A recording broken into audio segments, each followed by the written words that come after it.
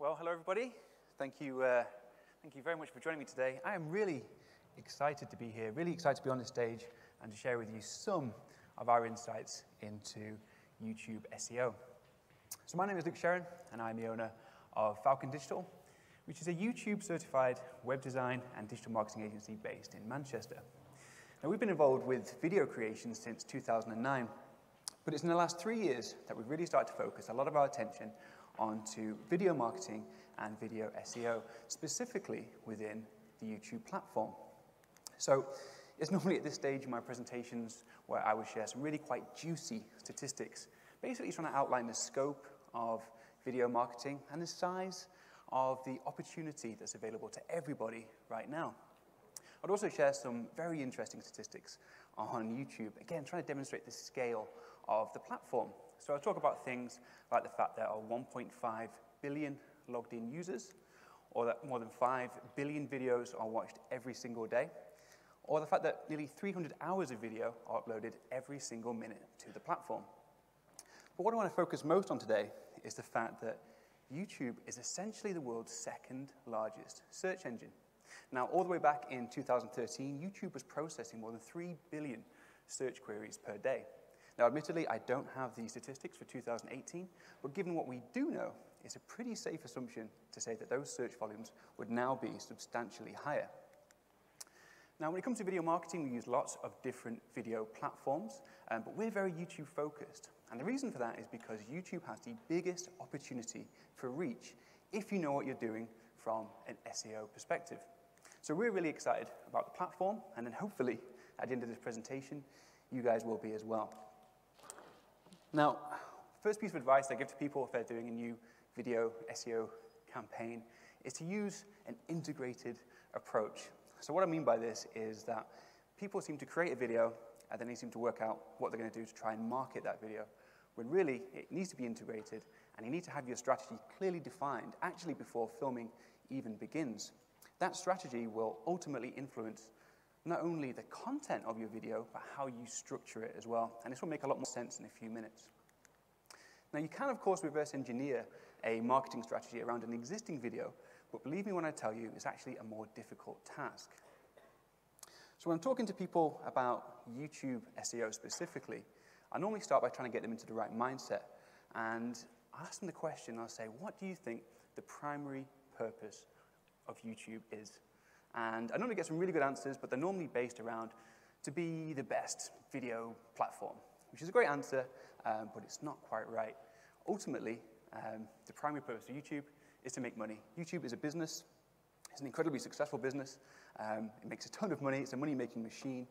And once you understand that, and once you have that at the forefront of your mind, a lot of the decisions that we make from an SEO perspective start to make a lot more sense. If you can consider how the platform wants you to behave as a video creator, and how you should treat visitors, and how you can please advertisers, and even help them maximize their revenues, the more successful you'll actually be on the platform. And generally speaking, what I always say is if you do right by the platform will do right by you. So before we get into all the nitty-gritty about ranking factors and metrics and the algorithm and everything else, it's worth understanding where a majority of your traffic is actually going to come from if you have a successful video. I think most people are under the impression that it all comes from organic search, but in our experience, that's very, very rarely the case. So I'm going to quickly list now the top 5 traffic sources in order from the lowest all the way through to the highest. Now be aware that the percentages of everybody's traffic sources will be a little bit different depending on their content, depending on their strategy, but this is a pretty good benchmark to go off. So the first traffic source to consider is notifications. So every time you publish some new content on YouTube, YouTube will notify 10 to 15% of your subscriber base. So in real money, what this means is if you have 100 subscribers, 10 to 15 of them will get a notification every time you publish a new video. Now, in reality, even less will actually click on that notification and then watch your video. So for most people, it's a very, very small traffic source. Now, of course, if you have 1 million subscribers, it's going to be a different story, but not many people are in such a fortunate position.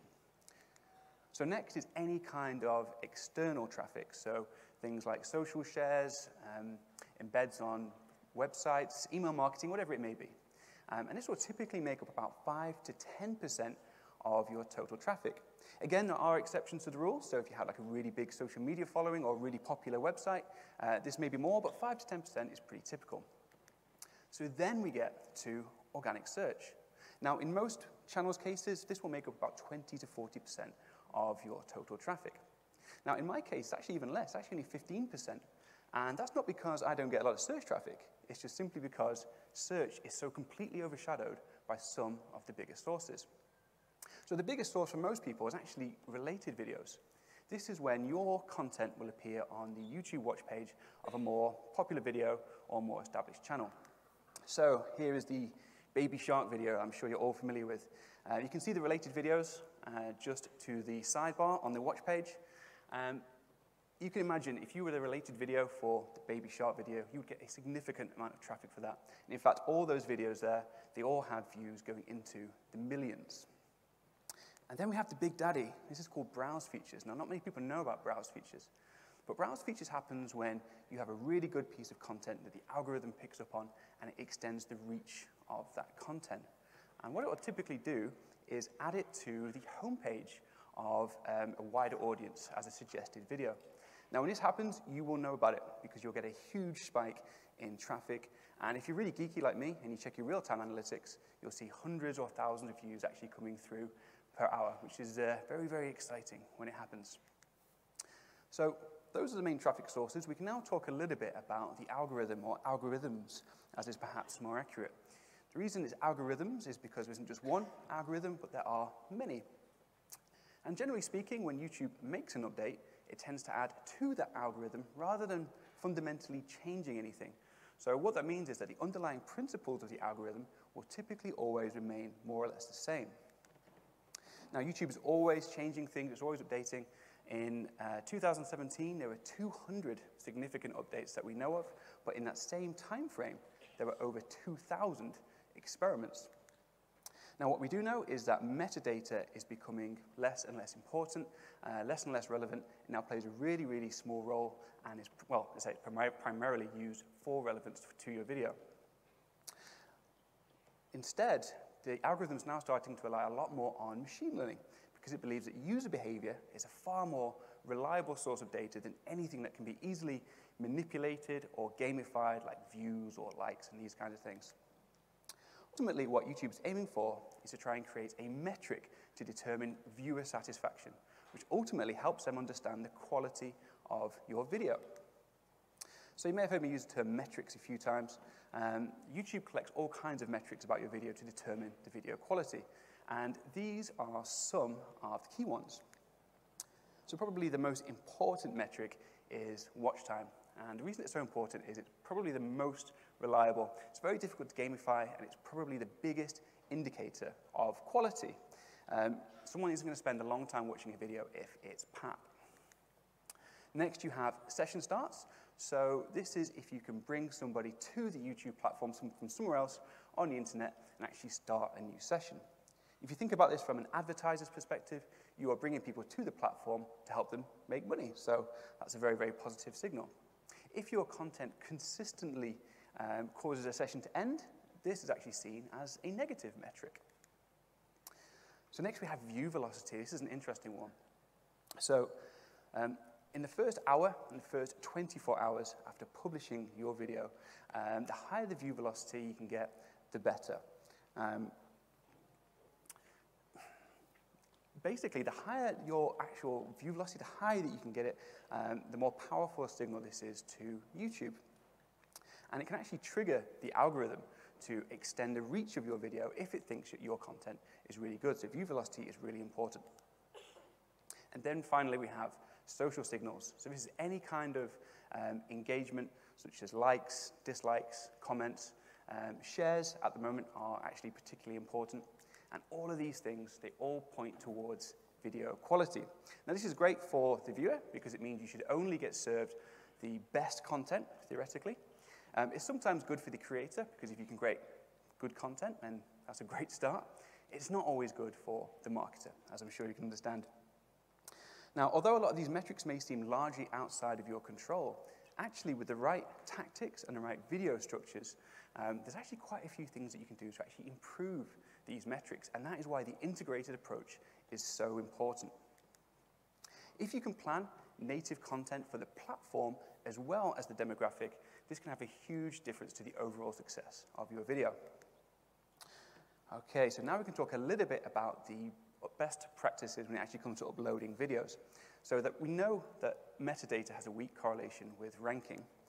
But that said, there's an accumulative factor to making sure you do everything. So what I always recommend is make sure that you tick all the boxes, especially if you're operating within a competitive niche or you're trying to target very competitive keywords. So the first thing that you can control is titles. Now, we know that titles have a weak correlation with ranking, so if you can include your primary keyword within your titles, that's great, but don't do it at the expense of writing a good title. You should always write your title for the user rather than for the algorithm, and I'll go into a little bit more detail on titles in just a second. Next is descriptions. Again, descriptions have a very weak correlation with ranking, but if you're going to include your keywords anywhere, make sure you include them within your first paragraph, as the first paragraph has the most relevance. Next is tags. Tags are essentially keywords for YouTube. And many years ago, a few well-thought-out, well-optimized tags would actually get you pretty far in terms of video SEO on YouTube. Now there's a small correlation with ranking, but anecdotally, I still seem to see some impact. So I do spend a little bit more time on my tags still. Now we have captions. So every time you upload some new content to YouTube, it will automatically generate captions. And this is basically how it understands what your content is all about. Now, it's about 90 to 95% accurate in most cases, I would say. But as you can see from that screenshot, my name, Luke Sherran, it often thinks I am called a lucky heron, which my daughter thinks is absolutely hilarious. So I'd always recommend adding your captions manually, or for a faster route, actually go in and edit the automatically generated ones. So then next we have playlists. Playlists are a way of organizing your content on YouTube. And there's some very powerful techniques and strategies you can use to increase the amount of views that you get or increase your overall session times using playlists. But actually what we've noticed is that having a well-optimized title to your playlist and a well-optimized description to your playlist seems to pass on quite a bit of relevance to the videos contained within them. And then finally we have the upload schedule or publish time. Now, the reason this is so important is because we know view velocity is important. So you need to be able to upload your video at a time where you can maximize view velocity. So post your videos at a time when people are going to be most receptive to watching your videos, or make sure you have a consistent upload schedule that you stick to, and people will actually come to your channel in anticipation of seeing new content. So now we can talk about some of the most important elements when you're actually uploading a video, and these are the things that you should spend most of your time on. So I'm coming back to titles quickly, first of all, because titles play a more important part in terms of click-throughs. So make sure that your title is interesting, has some kind of hook or some kind of intrigue without necessarily being clickbait. And again, if you can include your primary keyword within your title, that's great, but just don't do it at the expense of writing a good title. And now we get to the most important factor of all when it comes to the overall success of your video, and this is thumbnails. And when I tell people this, particularly when I tell SEO people this, they just say, what on earth are you on about? That makes zero sense. How can that possibly be the case? Well, it's down to a process called collaborative filtering. And this is basically a way in which YouTube will group together sets of people based on attributes. So, for example, their gender, their age, their location, and their watch history, and probably a million other factors as well. It then uses that data to try and predict user behavior. So, to put this into simple terms, I'm going to try and eloquently describe how this actually might look. So let's take this hypothetical situation where we have two users, Luke and Steve, arriving at the YouTube platform. Now, Luke and Steve are very similar in terms of profile. They are both male, both in their mid-30s, both based in the UK, and in this instance, let's say that they both really enjoy watching movie trailers. When they arrive at the platform, YouTube serves them 3 possible videos that they can watch. Now, they both decide that video 2 looks the most interesting. So video 2 is the one that they click on, and let's assume that they really like the video, so all the metrics that followed are really positive. Well, YouTube says, okay, this video looks like it could be interesting. We're going to extend the reach of this video. So it extends the reach out to Chris. Now, Chris is perhaps very similar. Maybe he's a little bit older, in his late 30s, but he's male, he's based in the UK, and he still likes movie trailers. Now, it's worth pointing out that the two videos that aren't clicked, YouTube takes note of this. And if this happens enough times, in very simple terms, YouTube essentially demotes those videos. And once they're demoted, they are gone, essentially. The only way you'll find them is if you actively search them out. So let's say that Chris watched the video and he really enjoyed it. Well, then that video will be served to a whole load of other people that all match Chris's profile. Assuming that they then click that video and they watch it and they enjoy it and the metrics that follow are positive, that video then gets served to Jack and John. Now, Jack and John, again, might be a slightly different demographic, so maybe they're a little bit younger, in their late 20s, but they're male, based in the UK.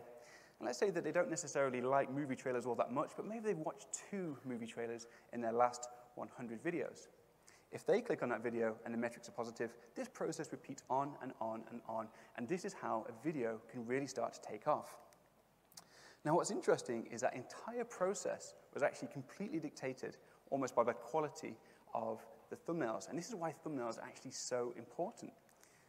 Now, when I explain this process to people, they say, okay, that makes sense for related videos, it makes sense for suggested videos, but it actually seems to be true for search as well. So, what does this mean? It means that no matter how well optimized your video is, no matter how good your content is, if the thumbnail sucks and nobody clicks on the video, that video will start to disappear down the rankings, it will disappear from related, and essentially it will be invisible on YouTube. So very quickly, I'm going to try and sum things up into 4 simple points. Number 1 is to make good quality content. Simple as that. But all the metrics that YouTube has is based around video quality. So the better videos you can make, the better you'll be. Next is to try and make sure that you always have an integrated approach to video structure. So don't treat video creation and video marketing as 2 separate things. Have them integrated from the very beginning, and think about what you can do to try and improve certain metrics like watch time and engagement. Number 3 would be to focus on the things that have the biggest impact. So if you could only take away one thing from today, or you could only focus on one thing when it comes to uploading a video, make sure that you post really good thumbnails on your videos. And finally, make sure that you do the best practices. Again, there's an accumulative effect of making sure that you've ticked every box. So particularly if you're operating within a competitive niche or you're trying to target competitive keywords, make sure you've done everything. And that is it. That was all I've got time for today. I appreciate that was very top level. So if you want more information, please reach out to me on social media or feel free to say hi if you see me around. Thank you. Cheers.